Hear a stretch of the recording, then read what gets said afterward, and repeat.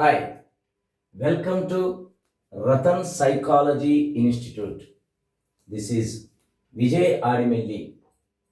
నేను ఆఫ్లైన్లో చాలామంది తెలుసుంటాను, బట్ ఆన్లైన్లోకి రావడం ఇదే ఫస్ట్ టైం.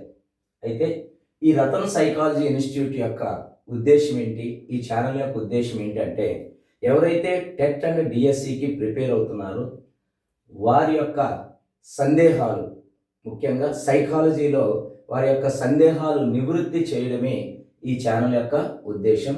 మీ ప్రిపరేషన్లో భాగంగా నా ఛానల్ మీకు సహాయం అందిస్తుంది. మరి ఈరోజు ప్రవర్తనవాదానికి సంబంధించిన పౌలో రూపొందించిన శాస్త్రీయ నిబంధన సిద్ధాంతం గురించి మనం నేర్చుకుందాం. సో ప్రవర్తనవాదం, ముందుగా ప్రవర్తనవాదం గురించి మాట్లాడుకున్న తర్వాత నెక్స్ట్ మనం శాస్త్రీయ నిబంధన సిద్ధాంతంలోకి వెళదాం. మరి ప్రవర్తనవాదం, దీన్ని ఇంగ్లీష్లో బిహేవియరిజం అంటారు. మరి బిహేవియరిజాన్ని ప్రారంభించిన శాస్త్రవేత్త, ఎస్టాబ్లిష్ చేసిన శాస్త్రవేత్త ఎవరు అంటే జేబీ వాట్సన్. సో ఇతన్ని ప్రవర్తనవాదానికి మూల పురుషుడిగా మనం చెప్పుకోవచ్చు. అయితే ఈ ప్రవర్తనవాదం యొక్క ఉద్దేశం ఏంటి అంటే, ఉద్దీపనలు అంటే స్టిమ్యులస్, ప్రతిస్పందనలు అంటే రెస్పాన్స్.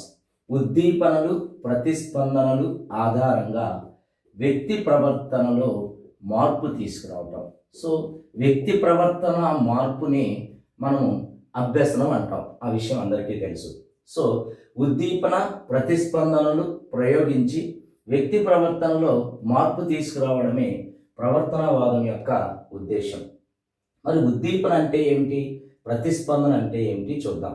మరి ఉద్దీపన అంటే వ్యక్తి లేదా జీవి ప్రవర్తనలో ప్రతిస్పందనను కలగజేసేది. మరి వ్యక్తి యొక్క ప్రతిస్పందనకు కారణమైన దానిని ఏమని పిలుస్తారు అంటే ఉద్దీపన అంటారు. మరి ఒక వ్యక్తికి ఒక ఉద్దీపనను ప్రయోగించినప్పుడు ఆ వ్యక్తి చూపించే ప్రతిచర్య, రియాక్షన్నే మనం ఏమంటున్నామంటే ప్రతిస్పందన అంటున్నాం. మరి ఇలాంటి ఉద్దీపనలు, ప్రతిస్పందనలు మనకు ఎన్ని రకాలు ఉన్నాయి అని చూస్తే 2 రకాలు ఉన్నాయి. ఒకటేమో సహజము, మరొకటేమో అసహజము. మరి సహజ ఉద్దీపన అంటే ఏంటో చూద్దాం. సహజ ఉద్దీపన, సహజ ప్రతిస్పందన అంటే ఏంటో చూద్దాం. మరి సహజ ఉద్దీపనను మనము న్యాచురల్ స్టిమ్యులస్ అంటారు. సహజ ప్రతిస్పందనని మనము న్యాచురల్ రెస్పాన్స్ అంటారు. మరి సహజ ఉద్దీపన, సహజ ప్రతిస్పందన అంటే ఏమిటంటే, వ్యక్తికి పుట్టుకతో ఏర్పడిన ప్రతిస్పందనలని సహజ ప్రతిస్పందనలు అంటారు. పుట్టుకతో ఏర్పడిన ప్రతిస్పందనలని సహజ ప్రతిస్పందనలు అంటారు. దానికి కారణమైన ఉద్దీపనను సహజ ఉద్దీపన అంటారు. సో ఉదాహరణకు, పెద్ద శబ్దం వినిపించినప్పుడు మనం భయపడతాం. మరి పెద్ద శబ్దానికి భయపడటం అనేది మనము పరిసరాలలో నేర్చుకోవాల్సిన అవసరం లేదు. అది మనకు సహజ సిద్ధంగా, స్వభావ సిద్ధంగా కలిగే ప్రతిస్పందన. కాబట్టి దానిని సహజ ప్రతిస్పందన అంటారు. దానికి కారణమైన ఉద్దీపనైన పెద్ద శబ్దాన్ని సహజ ఉద్దీపన అంటారు. మరి మరొక ఉద్దీపన ఏంటి అంటే అసహజ ఉద్దీపన. అసహజ ఉద్దీపన. మరి అసహజ ఉద్దీపనకు ఎలాంటి ప్రతిస్పందన వస్తుందంటే అసహజ ప్రతిస్పందన వస్తుంది. మరి దీనిని అన్యాచురల్ స్టిమ్యులస్ అంటారు. మరి ఇది అన్యాచురల్ రెస్పాన్స్. మరి అసహజ ప్రతిస్పందన అంటే ఏమిటి? అసహజ ప్రతిస్పందన అంటే పరిసరాలలో అభ్యసించిన ప్రతిస్పందన, పరిసరాలలో నేర్చుకున్న ప్రతిస్పందనను అసహజ ప్రతిస్పందన అంటారు. దానికి కారణమైన ఉద్దీపనను అసహజ ఉద్దీపన అంటారు. ఉదాహరణకు, ఉపాధ్యాయుడు తరగతి గదిలోకి రాగానే విద్యార్థి లేచి నిలబడతారు. మరి విద్యార్థి లేచి నిలబడటం అనేది సహజ సిద్ధంగా, స్వభావ సిద్ధంగా వచ్చిన ప్రతిస్పందన కాదు. అది పరిసరాలలో నేర్చుకున్న ప్రతిస్పందన. ఇలా పరిసరాలలో నేర్చుకున్న ప్రతిస్పందనలను అసహజ ప్రతిస్పందనలని, దానికి కారణమైన ఉద్దీపనలను అసహజ ఉద్దీపన అని పిలుస్తారు. మరి వీటికి మరొక పేరే నిబంధిత ప్రతిస్పందన. అసహజ ప్రతిస్పందనకు మరొక పేరు ఏంటంటే నిబంధిత ప్రతిస్పందన.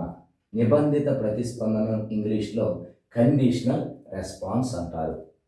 దానికి కారణమైన ఉద్దీపన నిబంధిత ఉద్దీపన. నిబంధిత ఉద్దీపన, దీనిని కండిషనల్ స్టిమ్యులస్ అంటారు. మరి ఇది నిబంధిత ప్రతిస్పందన అయినప్పుడు ఇది నిర్నిబంధిత ప్రతిస్పందన అవుతుంది. నిర్నిబంధిత ప్రతిస్పందన అంటే కండిషన్ కాదు, అన్కండిషనల్ రెస్పాన్స్. అప్పుడు దానికి కారణమైన ఉద్దీపన నిర్నిబంధిత ఉద్దీపన. నిర్నిబంధిత ఉద్దీపన అంటే అన్కండిషనల్ స్టిమ్యులస్. మరి ప్రవర్తనవాదం యొక్క ఉద్దేశం ఏంటి అంటే సహజ ప్రతిస్పందనలు వ్యక్తులలో లేదా జీవులలో సహజ సిద్ధంగానే వచ్చేస్తాయి. ఆహారం చూపించినప్పుడు లాలాజలం రావటం అనేది సహజమైన ప్రతిస్పందన. ఇది మనం పరిసరాల్లో అభ్యసించవలసిన అవసరము లేదు. కానీ అసహజ ప్రతిస్పందనలు రాబట్టడమే ఈ ప్రవర్తనవాదం యొక్క ఉద్దేశం. మరి అసహజ ప్రతిస్పందనలు వ్యక్తి ప్రవర్తనలో మార్పును కలుగజేస్తాయి. మరి ఈ అసహజ ప్రతిస్పందనలు రాబట్టడానికి పావ్లోవ్ అనే శాస్త్రవేత్త తను కుక్కపై పరిశోధన చేసిన ప్రయోగాన్ని మనం ఈరోజు నేర్చుకోబోతున్నాం. మరి ఈ ప్రవర్తనవాదాన్ని బలపరిచిన సిద్ధాంతంగా మనము పావ్లోవ్ యొక్క శాస్త్రీయ నిబంధన సిద్ధాంతాన్ని చెప్పుకోవచ్చు. మరి పావ్లోవ్ రూపొందించిన లేదా పావ్లోవ్ ప్రతిపాదించిన ప్రవర్తనవాదాన్ని బలపరిచే సిద్ధాంతమే శాస్త్రీయ నిబంధన సిద్ధాంతం. దాన్ని ఇంగ్లీష్లో క్లాసికల్ కండిషనింగ్ థియరీ అని పిలుస్తారు. Classical conditioning theory. Classical conditioning theory ఎవరు ప్రతిపాదించారు అని అడిగితే Ivan Petrovich Pavlov. Ivan Petrovich Pavlov. So ఈ సిద్ధాంతాన్ని ప్రతిపాదించిన శాస్త్రవేత్త ఇవాన్ పెట్రోవిచ్ పావ్లోవ్. మరి ఇతను ఏ దేశానికి చెందిన శాస్త్రవేత్త అంటే రష్యా దేశానికి చెందిన శాస్త్రవేత్త. యాక్చువల్గా పావ్లోవ్ మనోవిజ్ఞాన శాస్త్రవేత్త కాదు, ఇతను ఒక జంతు శరీర ధర్మశాస్త్రవేత్త. జంతు శరీర ధర్మశాస్త్రవేత్త మన పావ్లోవ్. సో ముఖ్యంగా జంతువుల యొక్క గ్రంథుల పైన పరిశోధన చేసే ఒక వైద్యుడు మన ఇవాన్ పావ్లోవ్. అయితే ఇతను దానిపైన రాసిన గ్రంథం ఏంటిది అంటే the work of digestive glands. The work of digestive glands అనే గ్రంథాన్ని రాసిన శాస్త్రవేత్త ఎవరు అంటే ఇవాన్ పావ్లోవ్.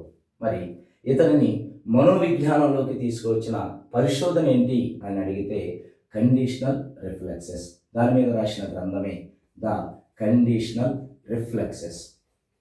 ఈ కండిషనల్ రిఫ్లెక్సెస్ అనే పరిశోధనలే ఇతనిని మనోవిజ్ఞానంలోకి మార్చడం జరిగింది. మరి కండిషనల్ రిఫ్లెక్సెస్ అనే పరిశోధన మనం ఈ సిద్ధాంతంలో నేర్చుకోబోతున్నాం. మరి ఇతని కండిషనల్ రిఫ్లెక్స్ని మొట్టమొదటిసారిగా ప్రారంభించిన శాస్త్రవేత్త కాబట్టి ఇతనిని ఫాదర్ ఆఫ్ కండిషనల్ రిఫ్లెక్సెస్ అని పిలుస్తారు. మరి ఇంతకుముందు అడిగిన బిట్టేది who is the father of conditional reflexes. Father of conditional reflexes అని ఎవరిని పిలుస్తారు అంటే ఇవాన్ పావ్లోవ్ అని పిలుస్తారు. మరి ఇతని కండిషనల్ రిఫ్లెక్సెస్కి 1904లో నోబెల్ బహుమతి రావడం కూడా జరిగింది. మరి నోబెల్ బహుమతి పొందిన ఏకైక మనోవిజ్ఞాన శాస్త్రవేత్త ఎవరు అంటే ఇవాన్ పావ్లోవ్గా మనం చెప్పుకోవచ్చు. మరి ఇది ఇవాన్ పావ్లోవ్కి సంబంధించిన సమాచారం. మరి ఇతని కండిషనల్ రిఫ్లెక్స్ అనే పరిశోధన ఏ జంతువు మీద చేశాడు అని అడిగితే కుక్క అనే జంతువు మీద పరిశోధన చేశాడు. మరి ఈ కుక్క పైన 2 ఉద్దీపనలు ప్రయోగించి కుక్కలో అసహజ ప్రతిస్పందనను రాబట్టాడు. మరి ఇందాకే చెప్పుకున్నాం, అసహజ ప్రతిస్పందన అంటే పరిసరాలలో నేర్చుకున్న ప్రతిస్పందన. సో పరిసరాలలో ఒక ప్రతిస్పందనను రాబట్టడమే ఈ సిద్ధాంతం యొక్క ఉద్దేశం. దాని కొరకు ఇతను ప్రయోగించిన ఉద్దీపనలు ఏమిటి అంటే ఆహారము, గంట శబ్దం అనే 2 ఉద్దీపనలు ప్రయోగించాడు. చూడండి, food and bell sound. So ఈ 2 ఉద్దీపనలు కుక్క పైన ప్రయోగించి ఒక అసహజ ప్రతిస్పందనను రాబట్టాడు. దాని కొరకు ఒక ప్రొసీజర్ని ఉపయోగించాడు. ఆ ప్రొసీజర్ పేరే సంసర్గం. సో దీని ఇంగ్లీష్లో అసోసియేషన్ అంటారు. సంసర్గం అనే ప్రొసీజర్ని ఉపయోగించి కుక్కలో ఒక అసహజ ప్రతిస్పందనను రాబట్టడం జరిగింది. మరి దీనికోసం కుక్కకు ఒక చిన్న సర్జరీ చేశారు. లాలాజల గ్రంథులకి రబ్బర్ ట్యూబ్ని అమర్చాడు. ఆ రబ్బర్ ట్యూబ్ యొక్క చివరి కొనలను ఒక బౌల్లో ఉంచడం అనేది జరిగింది. సో దేని కొరకు అంటే మరి ఇతను ఆహారం అనే ఉద్దీపనను తీసుకున్నాడు కాబట్టి ఆ ఉద్దీపన ప్రయోగించినప్పుడు లాలాజలం స్రవిస్తుంది. దాన్ని మనం ప్రత్యక్షంగా బౌల్లో చూడటానికి ఎలాంటి ఏర్పాటు చేయటం అనేది జరిగింది. ఈ ప్రయోగాన్ని 3 దశలలో నిర్వహించాడు. ఈ ప్రయోగాన్ని ఎన్ని దశలలో నిర్వహించాడు అంటే 3 దశలలో నిర్వహించడం జరిగింది. సో మొదటి దశ. ఈ మొదటి దశను మనము ప్రయోగ పూర్వ దశ లేదా నిబంధన పూర్వ దశగా చెప్పుకుంటాం. ప్రయోగ పూర్వ దశ లేదా నిబంధన పూర్వ దశ. దీన్ని ఇంగ్లీష్లో బిఫోర్ ఎక్స్పెరిమెంటల్ స్టేజ్ లేదా బిఫోర్ కండిషనల్ స్టేజ్గా మనం చెప్పుకుంటాం. అంటే ఇంకా మనము ఎక్స్పెరిమెంట్ చేయట్లేదు అనమాట. ఎక్స్పెరిమెంటల్ కన్నా ముందు స్టేజ్ని మనం ప్రయోగ పూర్వ దశగా చెప్పుకుంటాం. ఈ దశలో ఏం చేస్తాడు అంటే తన దగ్గర ఉన్న 2 ఉద్దీపనలు ఏమున్నాయి అతని దగ్గర, ఆహారము, గంట శబ్దం. ఈ 2 ఉద్దీపనలు ప్రయోగిస్తే ఎలాంటి ప్రతిస్పందన వస్తుందో గమనిస్తాడు. అదే మొదటి దశ యొక్క ఉద్దేశం. మరి ఆకలితో ఉన్న కుక్కను తీసుకున్నాడు. అది బాగా ఆకలితో ఉన్నప్పుడు ఆహారం అనే ఉద్దీపనను ప్రయోగిస్తాడు. ఎప్పుడైతే ఆహారాన్ని ప్రయోగించాడో వెంటనే కుక్క లాలాజలం స్రవించడం అనే ప్రతిస్పందన చేస్తుంది. తర్వాత తన దగ్గర ఉన్న మరొక ఉద్దీపన గంట శబ్దం. గంట శబ్దాన్ని వినిపించినప్పుడు ఆ కుక్క ఎలాంటి ప్రతిస్పందన కనబరుస్తుంది అంటే అటు ఇటు చూడటం అనే ప్రతిస్పందన కనబరుస్తుంది. అంటే గంట శబ్దం ఎటువైపు మోగిస్తే అటువైపు చూస్తుంది, లెఫ్ట్ సైడ్ మోగిస్తే లెఫ్ట్ సైడ్ చూస్తుంది, పైకి మోగిస్తే పైకి చూస్తుంది, రైట్ సైడ్ మోగిస్తే రైట్ సైడ్ చూస్తుంది. ఇలా గంట శబ్దం ఎటు వినిపిస్తే అటువైపు చూడటం ఇక్కడ మనము ప్రతిస్పందనను గమనించవచ్చు. మరి ఈ యొక్క ఉద్దీపనకు వచ్చిన ప్రతిస్పందన ఏమిటి అని మనం చూసినట్లయితే ఆహారానికి లాలాజలం స్రవించడం అనేది సహజమైన ప్రతిస్పందన. మరి ఇందాకే మనం చెప్పుకున్నాం, సహజమైన ప్రతిస్పందనను అన్కండిషనల్ రెస్పాన్స్ అని చెప్తాం. మరి అన్కండిషనల్ రెస్పాన్స్కు కారణమైన ఉద్దీపన కూడా అన్కండిషనల్ స్టిమ్యులసే అవుతుంది. అంటే సహజ ప్రతిస్పందనకు కారణమైన ఉద్దీపన సహజ ఉద్దీపన. తర్వాత గంట శబ్దానికి అటు ఇటు చూడటం. మరి శబ్దాలకు అటు ఇటు చూడటం అనేది కూడా మనకు స్వభావ సిద్ధంగా వచ్చిన ప్రతిస్పందనలే. చిన్నపిల్లలు చూడండి, గిలక శబ్దాలు మోగించినప్పుడు ఆ శబ్దాలకు అటువైపు చూడటం అనేది మనం చూడవచ్చు. చిన్నప్పుడు డాక్టర్ కొన్ని చిటికలు వేసి శబ్దాలు చేస్తూ ఉంటాడు. ఆ శబ్దాలను పిల్లలు అబ్జర్వ్ చేయటం అనేది మనం చూడవచ్చు. అంటే శబ్దాలకు అటు ఇటు చూడటం అనేది మనకు సహజ సిద్ధంగా వచ్చిన ప్రతిస్పందన. అంటే ఇది కూడా అన్కండిషనల్ రెస్పాన్స్. అప్పుడు కంటి శబ్దం ఏమవుతుందంటే అన్కండిషనల్ స్టిమ్యులస్ అవుతుంది. ఇది మొదటి దశలో ఈ ప్రతిస్పందనలను గమనించడం జరుగుతుంది. అయితే ఈ సిద్ధాంతం యొక్క ఉద్దేశం, ఈ సిద్ధాంతం యొక్క లక్ష్యం ఏమిటి అంటే ఆహారానికి ఎలాంటి ప్రతిస్పందన చూపించిందో గంట శబ్దాన్ని మోగించినప్పుడు కూడా అదే ప్రతిస్పందన రావడమే ఈ సిద్ధాంతం యొక్క టార్గెట్ అన్నమాట. ఇప్పుడు కుక్కలు మనం రాబట్టవలసిన అసహజ ప్రతిస్పందన ఏమిటి అంటే ఇక్కడ గంట శబ్దాన్ని వినిపిస్తే అటు ఇటు చూడటం కాకుండా గంట శబ్దానికి కూడా లాలాజలం స్రవించడం అనేది ఇక్కడ మనం ఈ కుక్కలో రాబట్టవలసిన అసహజ ప్రతిస్పందన. గంట శబ్దానికి లాలాజలం స్రవించడం. ఒకవేళ గంట శబ్దానికి లాలాజలం స్రవించింది అనుకుందాం. మరి గంట శబ్దానికి లాలాజలం స్రవిస్తే ఇది సహజమవుతుందా అసహజం అవుతుందా అంటే పుట్టుకతో వస్తుందా, లేకపోతే పరిసరాలలో నేర్చుకుంటే కలుగుతుందా అంటే గంట శబ్దానికి అటు ఇటు చూడటం అనేది పుట్టుకతో ఏర్పడే ప్రతిస్పందనే కానీ గంట శబ్దానికి లాలాజలం రావటం మాత్రం ఒక అసహజ ప్రతిస్పందన, అంటే కండిషనల్ రెస్పాన్స్. అప్పుడు గంట శబ్దం ఏమవుతుందంటే కండిషనల్ స్టిమ్యులస్ అవుతుంది. చూసారా, గంట శబ్దము ఒక సందర్భంలోనేమో సహజము, మరొక సందర్భంలోనేమో అసహజము. అంటే ఉద్దీపనను మనం దేనిని బట్టి అంచనా వేస్తామంటే ప్రతిస్పందనను బట్టి అంచనా వేస్తాం. ఒక ఉద్దీపన ప్రయోగించినప్పుడు ఆ వ్యక్తి కనబరిచే ప్రతిస్పందనను బట్టి ఆ ఉద్దీపన మారిపోతూ ఉంటుంది. గంట శబ్దానికి అటు ఇటు చూసినప్పుడు సహజం కాబట్టి ఆ సందర్భంలో గంట శబ్దము సహజమైన ఉద్దీపన, కానీ గంట శబ్దానికి లాలాజలం స్రవించినట్లయితే అది అసహజమైన ప్రతిస్పందన కాబట్టి ఆ సందర్భంలో గంట శబ్దము అసహజ ఉద్దీపన అవుతుంది. సో ఇప్పుడు మన దగ్గర రెండు ఉద్దీపనలు ఉన్నాయి. ఒకటేమో ఆహారం అనే ఒక సహజ ఉద్దీపన, గంట శబ్దం అనే ఒక అసహజ ఉద్దీపన. ఈ రెండు ఉద్దీపనలను ప్రయోగించి కుక్క ప్రవర్తనలో ఇదిగో ఈ ప్రతిస్పందనను రాబట్టడమే ఈ సిద్ధాంతం యొక్క ఉద్దేశం. ముందే చెప్పుకున్నాం, ఈ ప్రయోగానికి తను ఒక ప్రొసీజర్ని ఉపయోగించాడు అని. ఆ ప్రొసీజర్ పేరే సంసర్గం, అసోసియేషన్ అనే ఒక ప్రొసీజర్ని ఉపయోగించాడు. ఆ ప్రొసీజరు మనం ఏ దశలో చూస్తామంటే రెండవ దశలో చూస్తాం. మరి రెండవ దశ పేరేంటిది అంటే ప్రయోగ దశ, ఎక్స్పెరిమెంటల్ స్టేజ్. దీనిని నిబంధన దశ అని కూడా పిలుస్తారు. దీనిని ప్రయోగ దశ లేదా నిబంధన దశ, దీనిని కండిషనల్ స్టేజ్ లేదా ఎక్స్పెరిమెంటల్ స్టేజ్ అని పిలుస్తారు. రైట్. ఇప్పుడు ఈ ప్రయోగ దశలో సంసర్గం అనే ప్రొసీజర్ని ప్రయోగించబోతున్నాం. సో దీనికోసం ఆకలితో ఉన్న ఆ కుక్కను తీసుకుంటాడు. అంటే బాగా ఆకలితో ఉన్నప్పుడు ప్రయోగం చేయటం అనేది జరుగుతుంది.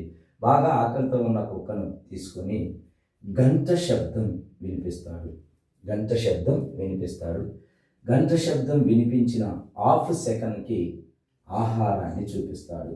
సో గంట శబ్దం వినిపించిన హాఫ్ సెకండ్కి ఆహారాన్ని చూపిస్తాడు. వెంటనే కుక్క లాలాజలం స్రవిస్తుంది.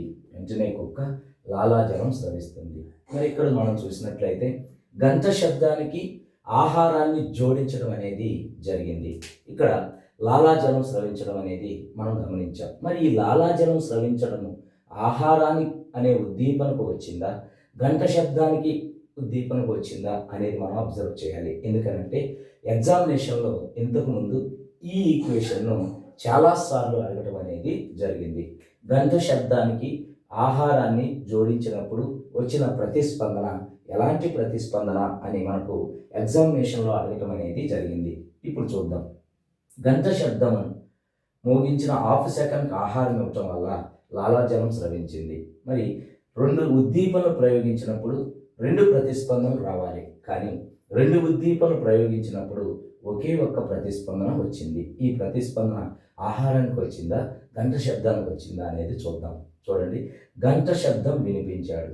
మరి గంట శబ్దం వినిపించినప్పుడు ఇది ప్రతిస్పందన చేయాలి. ఎలాంటి ప్రతిస్పందన చేయాలంటే అటువైపు చూడాలి. మరి చూద్దాం అనుకున్న సమయంలోనే హాఫ్ సెకండ్ గ్యాప్లోనే ఏం చేశాడంటే ఆహారాన్ని ప్రయోగించాడు. మరి ఈ ఆహారం ప్రయోగించినప్పుడు వెంటనే అది ఏం చేసిందంటే లాలాజలం స్రవించింది. అంటే ఈ లాలాజలం దేనికి వచ్చిందంటే ఆహారానికి వచ్చింది. గంట శబ్దానికి రావాల్సిన ప్రతిస్పందన రాకుండా ఏం చేశాడు అంటే ఆహారాన్ని ప్రయోగించాడు. అంటే ఇక్కడ టైం ఫ్యాక్టర్ అనేది గంట శబ్దానికి ప్రతిస్పందన రాకుండా ఉపయోగపడుతుంది అనమాట. మరి గంట శబ్దము కండిషనల్ స్టిమ్యులస్, ఆహారము అన్కండిషనల్ స్టిమ్యులస్.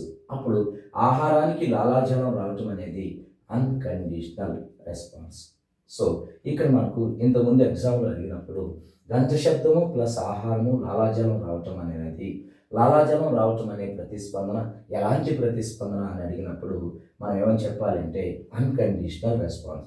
ఆహారానికి వచ్చింది కాబట్టి సహజమైన ప్రతిస్పందన. మరి ఈ చర్యను అనేక సార్లు ప్రయోగించినప్పుడు, అంటే గంట శబ్దం మోగించి ఆహారాన్ని చూపించడం, గంట శబ్దం మోగించి ఆహారాన్ని చూపించడం, ఇలా అనేక సార్లు ప్రయోగించినప్పుడు ఈ రెండిటికి మధ్య సంసర్గం ఏర్పడుతుంది. ఈ రెండిటికి మధ్య సంసర్గం ఏర్పడుతుంది. మరి సంసర్గం అంటే ఏమిటి?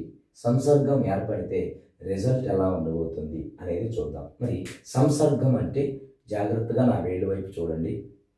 రెండు ఉద్దీపనలు లేదా రెండు చర్యలు ఒకదాని తర్వాత మరొకటి, ఒకదాని తర్వాత మరొకటి, ఒకదాని తర్వాత మరొకటి అనేక సార్లు ప్రయోగించినప్పుడు ఒక ఉద్దీపన వినగానే దానికి జోడించిన రెండవ ఉద్దీపన వెంటనే గుర్తుకు రావటం, దానిని ఏమంటారు అంటే సంసర్గం అంటారు. చూడండి, మన నిజ జీవితంలో కూడా అనేక ఉద్దీపనల మధ్య, అనేక చర్యల మధ్య సంసర్గం ఏర్పడటం అనేది మనం చూడవచ్చు. ఉదాహరణకు తాజ్మహల్ వినగానే మనకు షాజహాన్ గుర్తుకు వస్తాడు. మరి తాజ్మహల్ విన్నప్పుడు షాజహాన్ ఎందుకు గుర్తుకు వస్తాడు అంటే మన ఉపాధ్యాయుడు ఈ విషయాన్ని సంసర్గం అనే ప్రొసీజర్ ద్వారా బోధించడం జరిగింది. అంటే తాజ్మహల్ అనేది ఒక ఉద్దీపన, షాజహాన్ అనేది మరొక ఉద్దీపన. తాజ్మహల్ అని ప్రస్తావించిన ప్రతిసారి షాజహాన్ గురించి చెప్పడం వలన ఈ రెండింటికి సంసర్గం ఏర్పడి తాజ్మహల్ పేరు చెప్పగానే షాజహాన్ గుర్తుకు వస్తాడు. ఇలాంటివి మన నిజ జీవితంలో చాలా విషయాల మధ్య సంసర్గం ఏర్పడి ఉంటుంది. ఉరుము అనగానే వెంటనే మనకు మెరుపు గుర్తుకు వస్తుంది. తప్పు అనగానే ఒప్పు గుర్తుకు వస్తుంది. సూది అనగానే దారం గుర్తుకు వస్తుంది. సో ఇలా అనేక విషయాలలో మనకు సంసర్గం జరగటం అనేది జరిగింది. 1857 అనగానే మనకు సిపాయి తిరుగుబాటే గుర్తుకు వస్తుంది. చూడండి, 1857లో చాలా ప్రాధాన్యత ఉంది. Kolkata university, Madras university, Mumbai university స్థాపించారు. అయినప్పటికీ ఆ విషయాలు ఏమీ మనకు గుర్తుకు రావు. కేవలం 1857 అన్నప్పుడు సిపాయి తిరుగుబాటే గుర్తుకు వస్తుంది. కారణం ఏంటి అంటే మన ఉపాధ్యాయుడు ఈ రెండింటికి మధ్య సంసర్గాన్ని క్రియేట్ చేయటం వలన.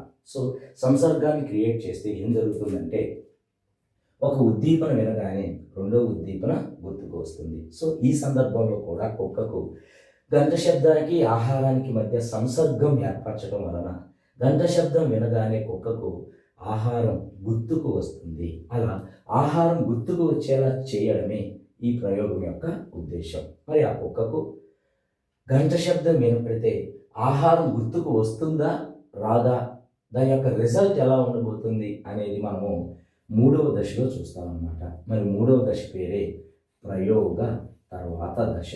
ప్రయోగ తర్వాత దశ, దీనిని నిబంధన తర్వాత దశ అని కూడా పిలుస్తారు. ప్రయోగ తర్వాత దశ లేదా నిబంధన తర్వాత దశ, ఆఫ్టర్ ఎక్స్పెరిమెంటల్ స్టేజ్ లేదా ఆఫ్టర్ కండిషనల్ స్టేజ్. మరి చూడండి, ఇక్కడ మనం మూడు దశలు గమనించినట్లయితే ఇదిగో మధ్యలో దశ ప్రయోగ దశ, ముందుది ప్రయోగానికన్నా ముందు దశ, ఇది ప్రయోగ తర్వాత దశ. ప్రయోగం అయిపోయింది, సంసర్గాన్ని ఏర్పరచడమే ప్రయోగం యొక్క ఉద్దేశం అన్నమాట. మరి సంసర్గం జరిగిందా లేదా అనేది మనం మూడవ దశలో చూస్తామన్నమాట. మూడవ దశలో మరలా ఆకలితో ఉన్నప్పుడు కుక్కకు కేవలం గంట శబ్దాన్ని మాత్రమే వినిపిస్తాడు. సో ఎప్పుడైతే గంట శబ్దం వినపడిందో దానికి ఆహారం గుర్తుకు రావటం వలన, ఎందుకనంటే ఇంతకు ముందు దశలో గంట శబ్దానికి ఆహారానికి సంసర్గం జరిగింది కాబట్టి గంట శబ్దం వినగానే ఆహారం గుర్తుకు వస్తుంది. మరి ఆహారం గుర్తుకు వస్తే ఏ ప్రతిస్పందన చేస్తుంది అంటే లాలాజలం స్రవిస్తుంది. సో ఇక్కడ కుక్కకు కూడా గంట శబ్దం వినగానే ఆహారం గుర్తుకు వచ్చి ఏం చేస్తుందంటే లాలాజలం స్రవిస్తుంది. మరి గంట శబ్దానికి లాలాజలం స్రవించడం అనేది సహజమా అసహజమా అని మనం చూస్తే గంట శబ్దానికి లాలాజలం స్రవించడం అనేది ఒక అసహజ ప్రతిస్పందన, అంటే కండిషనల్ రెస్పాన్స్. అప్పుడు గంట శబ్దం ఏమవుతుందంటే కండిషనల్ స్టిములస్ అవుతుంది. ఈ విధంగా మనం ఎప్పుడైతే ప్రయోగ పూర్వ దశలో ఒక లక్ష్యాన్ని ఏర్పరచుకున్నామో అది ప్రయోగం చేసి ఆ లక్ష్యాన్ని చేరుకోవటం అనేది జరిగింది. సో ఇక్కడ మనం చూస్తే గంట శబ్దం వినిపిస్తే ఆహారం గుర్తుకు వచ్చి అది ఏం చేస్తుందంటే లాలాజలం స్రవిస్తుంది. అంటే కుక్కలో ఒక అసహజ ప్రతిస్పందనను రాబట్టడం అనేది జరిగింది. ఈ విధంగా కుక్కలో అభ్యసనం జరగటం జరిగింది. మరి వ్యక్తిలో అభ్యసనం జరిగింది అని మనం ఎలా తెలుసుకోవచ్చు అంటే మనము తొలి ప్రవర్తన, తుది ప్రవర్తన ద్వారా తెలుసుకోవచ్చు అన్నమాట.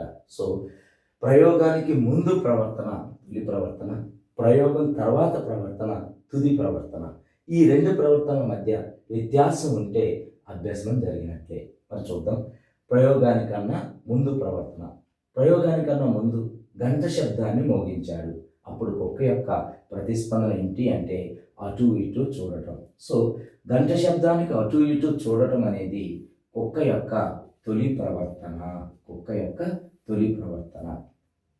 మరి ప్రయోగం అయిపోయిన తర్వాత మరలా గంట శబ్దం వినిపిస్తే ఈసారి ఏం చేస్తుందంటే లాలాజలం స్రవిస్తుంది. ఇది తుది ప్రవర్తన. ఇది ఏ ప్రవర్తన? తుది ప్రవర్తన. మరి తొలి ప్రవర్తనకు తుది ప్రవర్తనకు వ్యత్యాసం ఉన్నట్లయితే దానిని ఏమంటారు అంటే అభ్యసనం అంటారు. సో అభ్యసనం ఈజ్ ఈక్వల్ టు తుది ప్రవర్తన మైనస్ తొలి ప్రవర్తన. తొలి ప్రవర్తనకు తుది ప్రవర్తనకు మధ్య వ్యత్యాసాన్ని సూచించేదే అభ్యసనం. మరి పావులో సంసర్గం అనే ప్రొసీజర్ను ఉపయోగించి కుక్కలో అభ్యసనం అనేది లేదా ఒక విషయాన్ని నేర్పించడం అనేది జరిగింది. ఇలా కుక్కలో రాబట్టిన ప్రతిస్పందనను మనం ఏమని పిలుస్తున్నామంటే కండిషనల్ రెస్పాన్స్. దీన్ని తెలుగులో నిబంధిత ప్రతిస్పందన అంటున్నాం. మరి నిబంధిత ప్రతిస్పందన అని ఎందుకు పిలుస్తాం? అసలు నిబంధన అంటే ఏమిటో తెలిస్తే అప్పుడు నిబంధిత ప్రతిస్పందన అనేది తెలుస్తుంది. మరి నిబంధనం అంటే ఏంటో చూద్దాం. నిబంధనం అంటే ఒక ఉద్దీపనకు అంతకు ముందు లేని స్వభావ సిద్ధం కాని ప్రతిస్పందనను రాబట్టడమే నిబంధనం. చూడండి, ఈ నిర్వచనం ఇచ్చిన శాస్త్రవేత్త ఎవరు అంటే డ్రెబర్ అనే శాస్త్రవేత్త. సో డ్రెబర్ యొక్క నిర్వచనం ఏంటి అంటే ఒక ఉద్దీపనకు అంతకు ముందు లేని స్వభావ సిద్ధం కాని ప్రతిస్పందనను రాబట్టడం. మరి మనం నిబంధన చేశామో లేదో చూద్దాం. చూడండి, ఒక ఉద్దీపనకు అంటే గంట శబ్దానికి, ఇదిగో నేను ఈ యొక్క నిర్వచనాన్ని అప్లై చేస్తున్నాను. ఒక ఉద్దీపనకు అంటే గంట శబ్దానికి అంతకు ముందు లేనిది లాలాజలం రావటం అంతకు ముందు ఉందా? లేదు. సో స్వభావ సిద్ధం కానిది. మరి గంట శబ్దానికి లాలాజలం రావటం స్వభావ సిద్ధమా? కాదు. కాబట్టి అంతకు ముందు లేనిది స్వభావ సిద్ధం కాని ప్రతిస్పందనను రాబట్టడం. మరి గంట శబ్దానికి లాలాజలం స్రవించడం అనే ప్రతిస్పందన అంతకు ముందు లేదు, దాని యొక్క స్వభావ సిద్ధం కాదు. అంతకు ముందు ఏముంది? గంట శబ్దానికి అటు ఇటు చూడటం ఉంది. మరి అంతకుముందు లేనిది ఏంటిది అంటే లాలాజలం స్రవించడం. మరి అంతకుముందు లేనిది స్వభావ సిద్ధం కాని ప్రతిస్పందనను రాబట్టడమే నిబంధనం. మరి ఇలా రాబట్టిన ప్రతిస్పందనే నిబంధిత ప్రతిస్పందన. సో ఇక్కడ నిబంధనం ఏ రెండిటి మధ్య జరిగింది అని అడిగితే చెప్పొచ్చు మనము గంట శబ్దానికి లాలాజలం స్రవించడానికి. గంట శబ్దమేమో కండిషనల్ స్టిమ్యులస్, లాలాజలం స్రవించడం ఏమో కండిషనల్ రెస్పాన్స్. అలా నిబంధనం జరిగిన ప్రతిస్పందనే నిబంధిత ప్రతిస్పందన. సో ఈ యొక్క 3 దశలలో మనకు ఎలాంటి బిట్లు అడిగే అవకాశం ఉంది ఎగ్జామినేషన్లో అంటే చూడండి, ప్రయోగ పూర్వ దశలో ఆహారానికి లాలాజలం స్రవించడం ఎలాంటి ప్రతిస్పందన అడగవచ్చు. సో ఆహారానికి లాలాజలం స్రవించడం అనేది స్వభావ సిద్ధమైనది, పుట్టుకతో వచ్చినది కాబట్టి ఇది సహజ ప్రతిస్పందన. మరి గంట శబ్దానికి అటు ఇటు చూడటం ఏ ప్రతిస్పందన అని అడిగితే శబ్దాలకు అటు ఇటు చూడటం కూడా సహజమే కాబట్టి ఇది సహజ ప్రతిస్పందన అని మనం చెప్పవచ్చు. ఇది మనకు పూర్వ దశలో అడిగే బిట్స్. ప్రయోగ దశలో ఎలాంటి బిట్స్ అడుగుతాడు అంటే సంసర్గం ఏ రెండిటి మధ్య జరిగింది అని అడుగుతాడు. సో సంసర్గం ఏ రెండిటి మధ్య జరిగింది అని అడిగితే గంట శబ్దానికి ఆహారానికి మధ్య సంసర్గం జరిగింది అని మనం చెప్పవచ్చు. లేదా సిఎస్కి యూసిఎస్కి మధ్య సంసర్గం జరిగిందని చెప్పవచ్చు. సో ఇది మనకు సంసర్గం అనే ఏరియా అన్నమాట. మరొక బిట్టు, గంట శబ్దానికి ఆహారానికి మధ్య కాల వ్యవధి ఎంత అని అడగవచ్చు. 1/2 సెకండ్ లేదా 0.5 సెకండ్స్ అని చెప్పవచ్చు. తర్వాత ఈ ఈక్వేషన్లోనే మరొక బిట్ అడిగే అవకాశం ఉంది. గంట శబ్దము ప్లస్ ఆహారము లాలాజలం స్రవించడం దీనిలో లాలాజలం స్రవించడం అనున్నది ఏమిటి అని అడగవచ్చు. CSR, CRR, UCSR, UCRR. So ఇది లాలాజలం స్రవించడం అనేది రెస్పాన్స్. మరి దేనికి వచ్చింది? ఆహారానికి వచ్చింది. ఆహారానికి లాలాజలం రావడం అనేది సహజం కాబట్టి అన్కండిషనల్ రెస్పాన్స్. ఇది మనకు ఆన్సర్ అనమాట. మరి మూడవ దశలో అలాంటి బిట్ అడిగే అవకాశం ఉంది. మూడవ దశలో నిబంధనం ఏ రెండింటి మధ్య జరిగింది అని అడగవచ్చు. నిబంధనం గంట శబ్దానికి లాలాజలం స్రవించడానికి మధ్య జరిగింది అనొచ్చు, లేదా సిఎస్కి సిఆర్కి మధ్య నిబంధనం జరిగింది అనొచ్చు. సో ఈ ఎంటైర్ ప్రయోగంలో నిబంధిత ప్రతిస్పందన ఏది అని అడిగితే ఎస్, గంట శబ్దానికి లాలాజలం స్రవించడమే నిబంధిత ప్రతిస్పందన. ఇలా మనకు 3 దశలలో బిట్లు అడగటం అనేది జరుగుతుంది. ఇలా కుక్కలో ఒక అసహజ ప్రతిస్పందన, గంట శబ్దానికి లాలాజలం రావటం అనే ఒక అసహజ ప్రతిస్పందనను రాబట్టడమే ఈ సిద్ధాంతం యొక్క ఉద్దేశం అన్నమాట. ఇలా రాబట్టిన ప్రతిస్పందనలను మనం ఏమంటామంటే నిర్గమాలు అని పిలుస్తారు. రాబట్టిన ప్రతిస్పందనలను మనం ఏమని పిలుస్తామంటే నిర్గమాలు అంటారు. కాబట్టి రేపు ఎగ్జామినేషన్లో ఈ క్రింది వానిలో నిర్గమాల సిద్ధాంతం ఏది అని అడిగితే మనకు పౌలో సిద్ధాంతం అని మనం చెప్పవచ్చు. నిర్గమాల సిద్ధాంతం. మరి దీన్ని ఇంగ్లీష్లో ఎలిసిటెడ్ రెస్పాన్సెస్ అంటారు. నిర్గమాల సిద్ధాంతం. నిర్గమాలు అంటే రాబట్టిన ప్రతిస్పందనలు. ఇప్పుడు మన కుక్కలో ఒక ప్రతిస్పందనను రాబట్టాం. 2 ఉద్దీపనలను జోడించి సంసర్గం చేయటం వల్ల ఒక అసహజ ప్రతిస్పందనను మనము రాబట్టడం అనేది జరిగింది. సో అలా రాబట్టిన ప్రతిస్పందనలను మనం ఏమని పిలుస్తామంటే నిర్గమాలు అని పిలుస్తాం. రాబట్టిన ప్రతిస్పందనలు వాటిని ఏమని పిలుస్తామంటే నిర్గమాలు అని పిలుస్తాం. ఎలిసిటెడ్ రెస్పాన్సెస్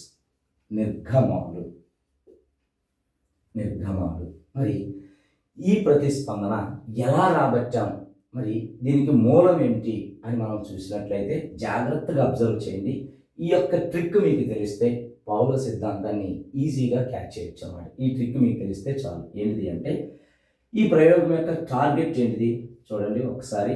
గంట శబ్దానికి లాలాజలం స్రవించడం. ఈ ట్రిక్ మీరు ఒక్క 1 మినిట్ కాన్సన్ట్రేట్ చేస్తే, ఈ ట్రిక్ మీరు ఐడెంటిఫై చేస్తే సొసైటీలో మన ప్రవర్తనలు ఏ విధంగా రాబట్టారో మనకి ఈజీగా అర్థమవుతుంది అనమాట. ఇక్కడ చూడండి, కుక్కలో రాబట్టవలసిన అసహజ ప్రతిస్పందన ఏమిటి అంటే ఇదిగో ఇది మన ప్రయోగం యొక్క లక్ష్యం. గంట శబ్దాన్ని వినిపిస్తే లాలాజలం స్రవించడం. ఇది మన టార్గెట్ అన్నమాట. ఇది మన టార్గెట్, గంట శబ్దానికి లాలాజలం స్రవించడం. మరి ఇప్పుడు గంట శబ్దానికి లాలాజలం స్రవించడం అనే లక్ష్యాన్ని మనం చేరుకోవాలి అంటే ఏ 2 ఉద్దీపనలకు సంసర్గం చేయాలి, ఇది తెలిస్తే చాలు. చూడండి, దీనికి ఒక ట్రిక్ ఏంటిది అంటే గంట శబ్దానికి లాలాజలం స్రవించడం అనేది మన టార్గెట్ కాబట్టి ఇది ప్రతిస్పందన, ఇది మనం రాబట్టవలసిన రెస్పాన్స్ అన్నమాట. ఇప్పుడు మన దగ్గర ఉన్న ఉద్దీపన, ఇది మనకు ప్రస్తుత ఉద్దీపన అని తీసుకోవాలి. దీన్ని మనం ఏమంటామంటే ప్రస్తుత ఉద్దీపన. మన దగ్గర ప్రస్తుత ఉద్దీపన ఏంటిది అంటే గంట శబ్దం.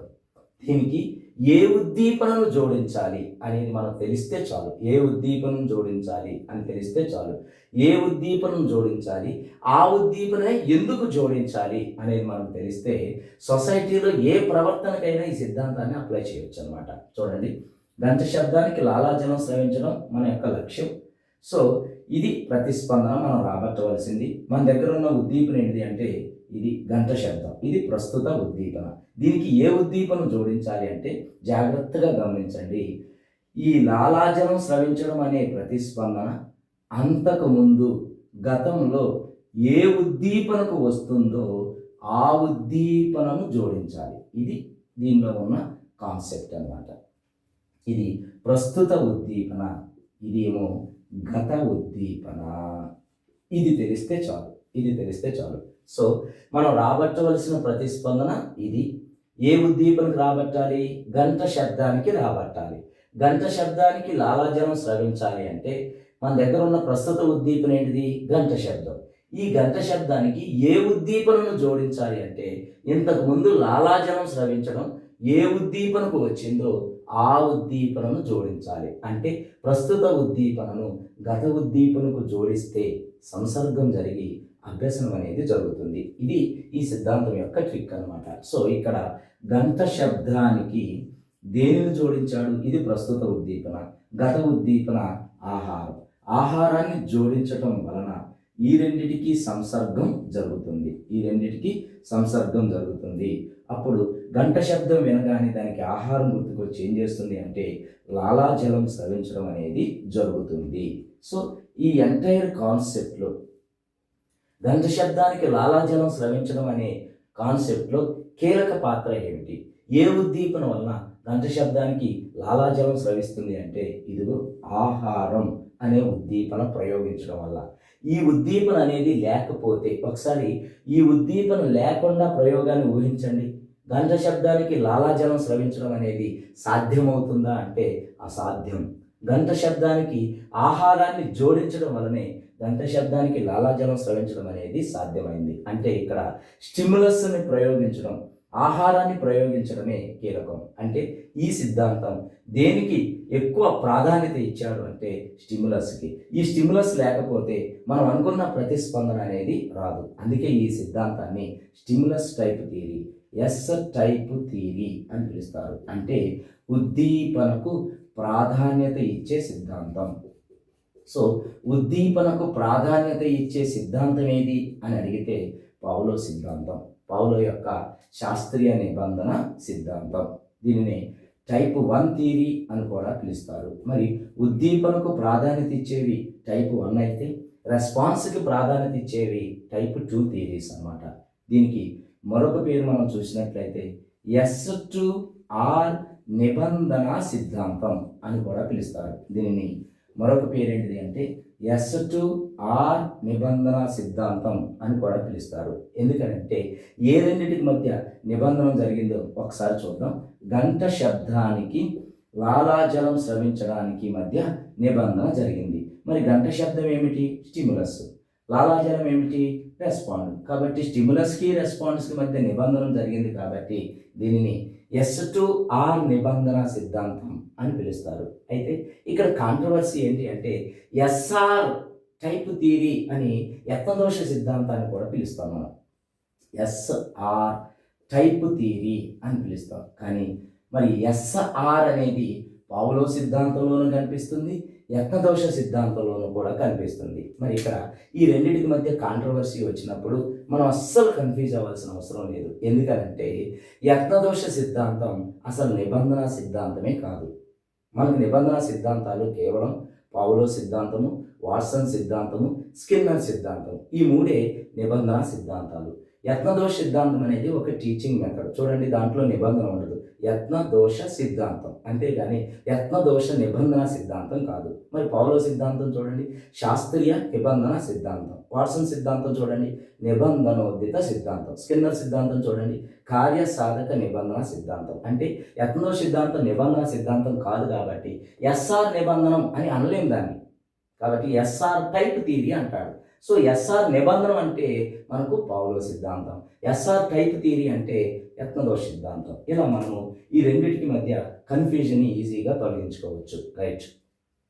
ఇలా మనకు ప్రస్తుత ఉద్దీపనకు గత ఉద్దీపనను జోడించడమే ఈ సిద్ధాంతం యొక్క ట్రిక్ అన్నమాట. ఇప్పుడు చూడండి, నేను ఈ సిద్ధాంతాన్ని సొసైటీలోకి అప్లై చేస్తాను. Very simple. ప్రస్తుత ఉద్దీపన, గత ఉద్దీపన అంటే ఏంటో తెలిస్తే చాలు. ప్రస్తుత ఉద్దీపన, గత ఉద్దీపన అంటే ఏంటో తెలిస్తే చాలు. ఈ ట్రిక్ ద్వారా మనం పౌలో సిద్ధాంతాన్ని ఈజీగా అప్లై చేయొచ్చు. చూడండి, నేనేమనుకుంటున్నాను అంటే ఇప్పుడు నేను పౌలో సిద్ధాంతాన్ని అప్లై చేస్తాను. నేనేమనుకుంటున్నానంటే బడిలోకి గంటను ప్రవేశపెట్టాను. సో లాంగ్ బెల్ మోగించాలి అనుకుంటున్నాను. లాంగ్ బెల్ మోగిస్తే పిల్లలు ఇంటికి వెళ్ళాలి. జాగ్రత్తగా అబ్జర్వ్ చేయండి. లాంగ్ బెల్ మోగిస్తే పిల్లలు ఇంటికి వెళ్ళాలి. ఈ ప్రవర్తనను విద్యార్థులలో నేను రాబట్టాలి అనుకున్నాను. అంటే అప్పటి వరకు కూడా ఆ పాఠశాలలో బెల్ లేదు. ఇదే మొట్టమొదటిసారిగా బెల్లను ప్రవేశపెట్టాను. సో ఇప్పుడు నా ఉద్దేశ్యం ఏంటిదంటే విద్యార్థులలో నేను లాంగ్ బెల్ మోగిస్తే వాళ్ళు ఆ శబ్దానికి వాళ్ళు ఇంటికి వెళ్ళిపోవాలి. అంతకుముందు వాళ్ళలో ఆ ప్రవర్తన లేదు. మరి అలాంటప్పుడు ఈ ప్రతిస్పందనను ఎలా రాబట్టాలి? జాగ్రత్తగా చూడండి. దీనిని నేను కంపేర్ చేస్తాను. మీకు చెప్పిన ట్రిక్ ఏదైతే ఉందో దాన్ని ఇక్కడ అప్లై చేస్తే చాలు. ఈజీగా ప్రవర్తనవాదంలోని పావులో సిద్ధాంతాన్ని సొసైటీకి, పాఠశాలకు అప్లై చేయొచ్చు. చూడండి, గంట శబ్దానికి లాలాజలం స్రవించడం అతని యొక్క టార్గెట్, పావులో టార్గెట్. నా టార్గెట్ ఏంటంటే లాంగ్ బెల్కు ఇంటికి వెళ్ళాలి. మరి ఇదేమో లాంగ్ బెల్కి ఇంటికి వెళ్ళడం అనేది వాళ్ళకి పుట్టుకతో వచ్చిన ప్రతిస్పందన కాదు, మనం రాబట్టవలసిన ప్రతిస్పందన, అంటే కండిషనల్ రెస్పాన్స్. మరి ఈ ప్రతిస్పందన వాళ్ళలో రాబట్టాలంటే మన దగ్గర ఉన్న ప్రస్తుత ఉద్దీపన ఏది అంటే లాంగ్ బెల్. ఇప్పుడు ఈ లాంగ్ బెల్కి వాళ్ళు ఇంటికి వెళ్ళాలి అంటే దీనికి మరొక ఉద్దీపనను జోడించాలి. మరి ఏ ఉద్దీపనను జోడించాలి అంటే ఇదిగో చూడండి, ఇక్కడ లాలాజలం రావడానికి ఆహారాన్ని జోడించాడు. ఎందుకనంటే ఈ లాలాజలం గతంలో ఆహారానికి వచ్చింది. మరి అలాగే పిల్లలు గతంలో ఈ లాంగ్ బెల్ లేనప్పుడు గతంలో ఎలా ఇంటికి వెళ్ళేవాళ్ళు? ఇది ఇంపార్టెంట్. ఇది ప్రస్తుత ఉద్దీపన, ఇది గత ఉద్దీపన. మరి ఇంతకుముందు పిల్లలు ఎలా ఇంటికి వెళ్ళేవాళ్ళు అంటే చూడండి, ఉపాధ్యాయుడు చెప్పగా ఇంటికి వెళ్ళేవాళ్ళు, అంతే కదా. బెల్ లేనప్పుడు ఉపాధ్యాయుడు చెప్పేవాడు, మరి స్కూల్ అయిపోయింది ఇంటికి వెళ్ళండి అని. అప్పుడే కదా పిల్లలు ఇంటికి వెళ్ళేది. లాంగ్ బెల్ లేనప్పుడు జరిగేది ఇదే. సో ఇప్పుడు ఉపాధ్యాయుడు చెప్పడం అనేది గత ఉద్దీపన. అంటే చూడండి, గతంలో ఇంటికి ఎలా వెళ్ళేవాళ్ళు అంటే ఉపాధ్యాయుడు చెప్పగా ఇంటికి వెళ్ళేవాళ్ళు. మరి ఇప్పుడు మనము ఈ ప్రతిస్పందనను దేనికి రప్పించాలనుకుంటున్నామంటే లాంగ్ బెల్ మోగితే వాళ్ళు ఇంటికి వెళ్ళాలి, దీనికి రప్పించాలనుకుంటున్నాం. పావులో చూస్తే గతంలో ఆహారం చూపించాడు, లాలాజలం స్రవించింది. కానీ ఇప్పుడు ఈ ప్రతిస్పందన దేనికి రప్పించాలనుకున్నాడంటే గంట శబ్దానికి. అప్పుడు ఈ రెండింటిని జోడించి సంసర్గం చేస్తే అప్పుడు మనం అనుకుంటున్న ప్రతిస్పందనను రాబట్టవచ్చు. సో ఇప్పుడు మనము ఈ ట్రిక్ ద్వారా ఎలా అంటే ప్రస్తుత ఉద్దీపన లాంగ్ బెల్, గత ఉద్దీపన ఉపాధ్యాయుడు చెప్పడం, ఈ రెండింటికి సంసర్గం జరిగితే లాంగ్ బెల్కి ఆటోమేటిక్గా పిల్లలు ఇంటికి వెళ్ళిపోతారు. అంటే లాంగ్ బెల్ మోగించి ఉపాధ్యాయుడు వెళ్ళమని చెప్పాలి. సో లాంగ్ బెల్ మోగించిన హాఫ్ సెకండ్కే ఉపాధ్యాయుడు వెళ్ళమని చెప్పాలి. వెంటనే పిల్లలు ఏం చేస్తారంటే ఇంటికి వెళ్తారు. మరి ఈ సిట్యువేషన్లో ఇంటికి ఎలా వెళ్ళేవాళ్ళు, ఏ ఉద్దీపనకు వెళ్ళేవాళ్ళు చూస్తే ఉపాధ్యాయుడు చెప్పినప్పుడే వెళ్ళేవాళ్ళు. కానీ సంసర్గం జరిగిన తరువాత, అంటే ఈ సందర్భాన్ని, ఈ చర్యను, ఈ ప్రయోగాన్ని అనేక సార్లు జోడిస్తే లాంగ్ బెల్ మోగించిన ప్రతిసారి ఉపాధ్యాయుడు వెళ్ళమని చెబుతున్నాడు. లాంగ్ బెల్ మోగించిన ప్రతిసారి ఉపాధ్యాయుడు వెళ్ళమని చెబుతున్నాడు. ఇలా అనేక సార్లు జరిగినప్పుడు ఈ రెండిటికి సంసర్గం జరుగుతుంది.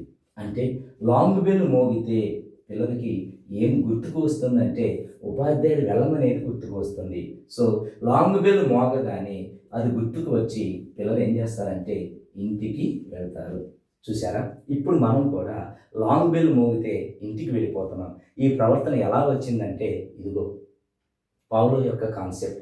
ఇలా మనలో కూడా లాంగ్ బెల్ మోగగానే ఇంటికి వెళ్ళటం అనే ప్రతిస్పందనను రాబట్టడమే జరిగింది. ఇది పావులో సిద్ధాంతము సొసైటీకి అప్లై చేయటం. ఈ విధంగా అనేకమైన ప్రవర్తనలు మనలో రాబట్టడం అనేది జరిగింది. సో కుక్కకు అనేక శబ్దాలు చేసి ఆ శబ్దాలకు అనుగుణంగా అది ప్రవర్తించడం అంటే జంతువులకు శిక్షణ ఇవ్వటం అనేది పావులో సిద్ధాంతం నుంచే తీసుకోవడం అనేది జరిగింది. మనం సైరన్ శబ్దాలకు అనుగుణంగా మనం ఫ్యాక్టరీలో కార్మికులు పనిచేయటం కూడా పావులో సిద్ధాంతం నుంచి తీసుకోబడినది.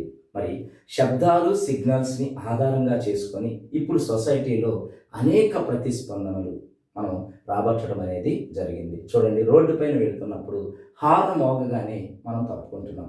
ఆ శబ్దానికి తప్పుకోవడం అనేది మనలో రాబట్టిన ప్రతిస్పందన. కాలింగ్ బెల్ మోగగానే మనం డోర్ ఓపెన్ చేస్తున్నాం, ఇది కూడా మనలో రాబట్టిన ప్రతిస్పందనే. సో ఇలా సిగ్నల్స్ చూడండి, రెడ్ సిగ్నల్ చూడగానే బైక్ని ఆపేస్తున్నాం, ఇది కూడా మనలో రాబట్టిన ప్రతిస్పందనే.